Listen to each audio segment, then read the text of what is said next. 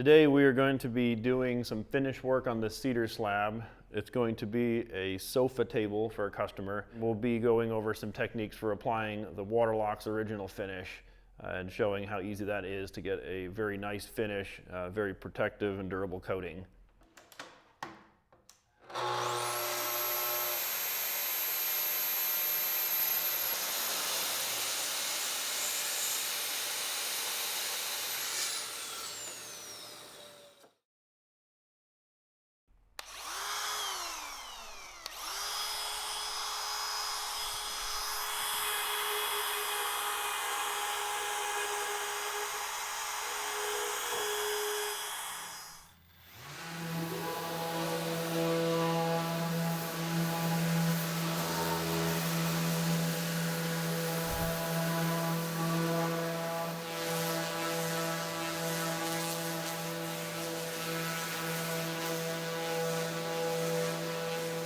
All right, we're ready to get started here for putting our first coat of finish on. First thing, we're going to start off with some little blocks of wood. It's always good to have this up off of your sawhorses or work surface. That way you can get around and underneath the edges here. It makes it a little difficult if this is flush with that to actually get a good coat right down there. So we're going to do that on both sides. All right, so we're going to be using Waterlox original sealer finish for our first coat here. We got some gloves, a little cup to put the finish in, just an old piece of towel or rag. This happens to be just an old t-shirt that I don't need anymore. Good use for that. It's always good to wear gloves when you're dealing with synthetic or petroleum products.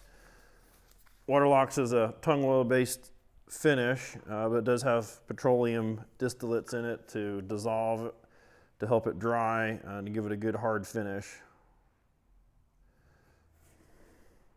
So we're just going to dip our towel in or a rag, get it saturated, and just wipe it back and forth. You can see it really soaks in. Cedar is very dry, very thirsty wood, so you're going to use quite a bit of this. I'm starting on the top first. I'm getting the top and all the sides done. You always want to put a coat or two of finish on the bottom just to kind of seal the wood. But you want to do that after the first coat on the top because you'll get some drips that kind of migrate down and underneath. And if you don't take care of those right away, then you'll end up seeing those. They'll show up and they'll be pretty much impossible to get rid of unless you sand them out. So I don't mind that on the bottom, you'll never see it. So that's why I start on the top first. So the reason we're doing a wipe on with a cloth, sometimes called like a buff-on finish. We're just wiping it on. We're working the finish into the fibers of the wood, spreading it around so that it soaks in evenly. We're not looking to put down an actual layer of finish on the surface of the wood. We're wanting everything that we're putting on right now to soak in below the surface of the wood. So essentially, when this layer of finish dries, it will all be below the wood, and the smoothness of the wood on top will be exactly where it was when I sanded it.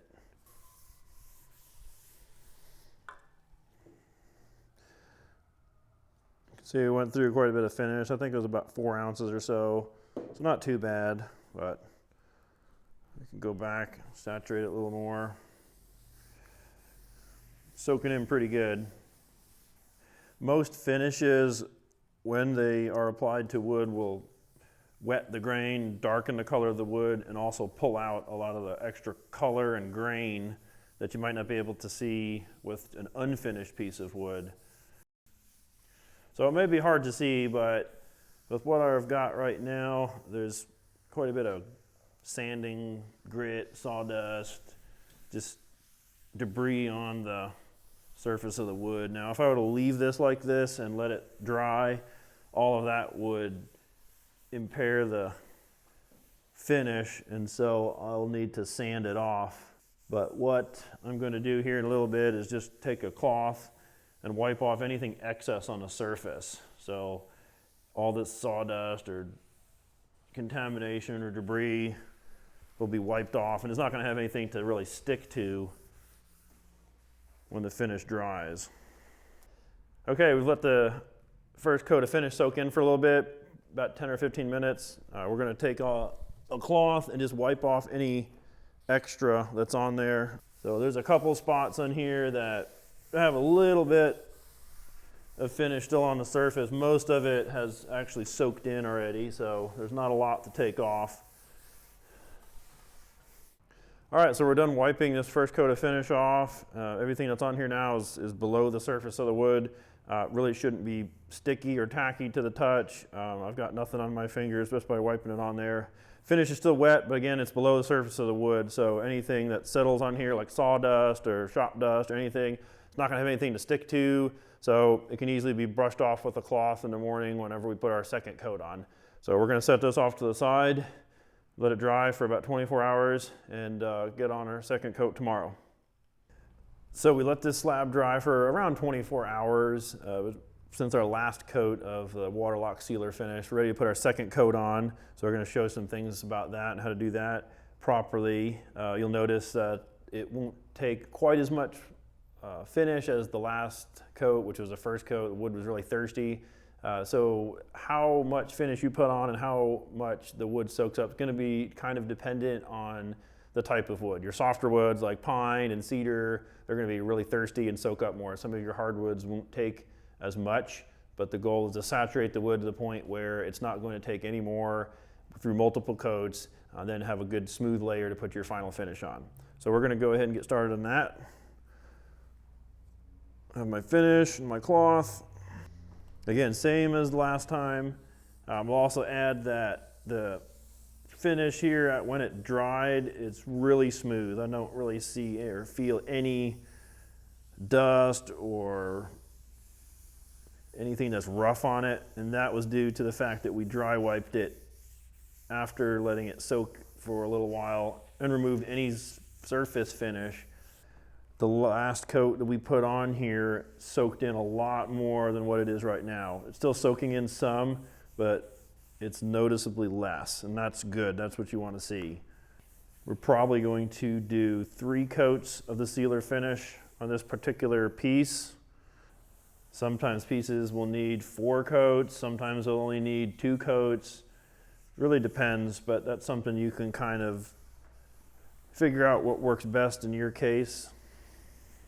So last time when we put our first coat on, when I was at this point, a lot of spots were pretty dry.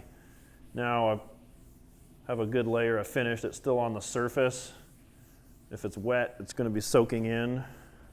Give it about 15 or 20 minutes to soak in, and then we're going to dry wipe it off. So again, just like last time. All right, so it's been about 15 or 20 minutes. Finish is still pretty wet. It's not getting tacky at all, so you don't want to let it get to that point. Just like we did first time, just go through and wipe off, buff off any excess. Seems like a little bit of a waste, but really you shouldn't have a whole lot that you're taking off. There's a little bit on the rag. There's not much at all. If you get to this point and your buffing cloth or your rag is really soaked or saturated, and you might be putting a little bit too much on, or your piece of wood is already saturated to the point where it's not going to take any more finish, and that's a good thing. Let this sit for about 24 hours or so. Then we'll do our third and probably final coat of the sealer finish, and then after that we'll get on to our finish coat of the satin. So we put a third coat of the sealer finish on. We didn't show this in the video just because the process is pretty much identical to the first 2 coats. And in that case, we have a pretty good smooth finish on it right now. There's not a lot of areas that are dry or wet looking. It's pretty even as far as the finish saturation goes. You want to see how much finish your wood is going to take up before it really gets to the point of being saturated. In the case of the cedar, it is a pretty dry wood, so several coats are necessary. What we're going to do today is put the final coat of satin finish on, which is going to be building up more of a surface layer. Everything that we've done so far has really been below the surface of the wood. You can't really feel it, but I can feel that this is really smooth here. I haven't sanded at all. The amount of finish that I've got here, the smoothness of the finish is basically equivalent to what I started off with when I did my final sanding before my first coat of sealer. If you do notice, there are a lot of bumpy areas, mainly like little pieces of sawdust or debris that's settled and adhered to the surface. You can use a sanding pad. In my case here, I'm using some 500 grit sandpaper. You don't want to actually remove the finish, you just kind of want to knock off the tops of those rough areas so that it does feel fairly smooth to the touch. Be careful of using a raw sanding pad with your hands because the pressure points on your fingers are going to sand more than in between, and so you're going to get a lot of lines back and forth. So having a good even surface, sanding block, a sanding pad, and I like to just kind of move it back and forth. I'm not really putting hardly any pressure on it. Like I mentioned earlier, I really don't need to do this on this piece, so we're just kind of doing this to show the process. So what I'm going to do now, just take a cloth, just wipe off any of the excess dust. I don't really like using steel wool for this because the steel wool creates a lot of tiny particles and rough, kind of scratchy dust, which as I wipe it off with a cloth, it's going to continue to scratch the surface of the wood. You can use a microfiber towel or cloth to do this, but in this case I'm just using just a rag or towel. It doesn't have a lot of lint buildup on it, so something that's not a terry cloth towel. They have a lot of fibers that you can leave on the wood. So now that we're done with that, we're going to talk more about the finish. So this is the sealer finish, which we've used 3 coats of on the surface of the cedar slab. If we want to start building up a layer, which would be more of a protective layer on the surface here, we can continue to use this. It basically has more of a gloss look to it. If you want to go for a high gloss finish, you can use the high gloss version, and this would be what we would start using if I wanted to go with a very glossy look. What we're going to do today is use the satin finish. I want to take that gloss level and that sheen down a little bit so it doesn't reflect as much light. It will help keep the wood looking the most natural. So I'll talk briefly about brushes. So far we used just a cloth to wipe on the finish. Now we're actually wanting to get a nice smooth layer on the top, and that's a little harder to achieve with a cloth. So what I like to use is foam brushes. This is a 3-inch foam brush, and this is a 4-inch here. So on this particular piece, I don't have a lot of surface area I'm wanting to cover, so this smaller foam brush is going to be great. If you're doing a big tabletop, wider is better. It's just going to mean there's less strokes. You'll have more opportunity to cross over and blend in your strokes, and that'll have a very nice, smooth finish. Make sure that you mix or shake or stir up your satin finish right before applying it. It has a lot of low gloss solids in it that like to settle to the bottom. We need to stir those up. If you don't stir it properly, then you'll end up with a glossier look than what you might be desiring to put on, and that would come from just not stirring it enough. Doesn't need much, just a little bit. It's going to take quite a bit on this coat. If I have properly applied enough coats of the sealer finish, I really shouldn't see any of this soaking in. Just wanting to build up a layer on the surface. My first objective here is to get a good even layer on the surface, and then my next step is going to be to go back and blend it in. And then the third step would be to actually go back and forth along the grain of the wood to minimize the look of the brush strokes, if any, that are left, as my final brush stroke. This finish is self-leveling, so it does settle after a few minutes, which is really nice because some of the brush strokes, which you'll see here, are really going to go away and settle into an even plane so that you won't have that stroke pattern that you might have had with other projects you've done. You don't want to put it on too thick because it will take longer to cure.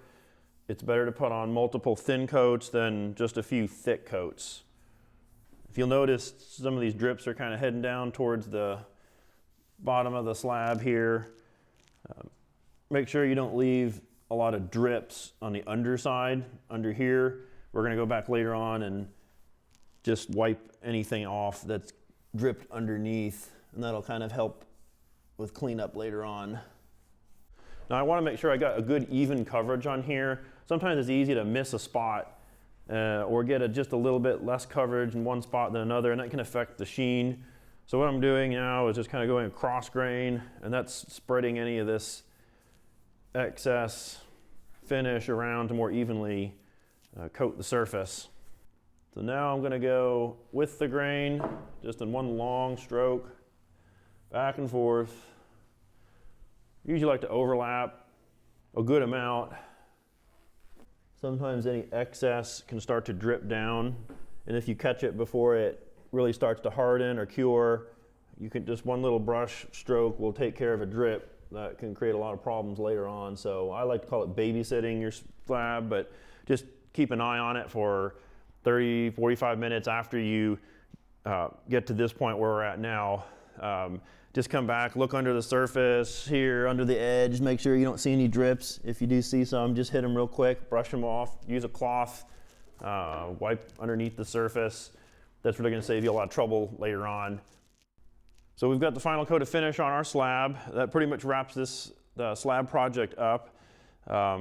It's going to have a really nice finish when we're done. If you do your slab or your piece of wood and you don't quite like how the last coat of finish turned out, you can easily just put a second coat or a third coat on.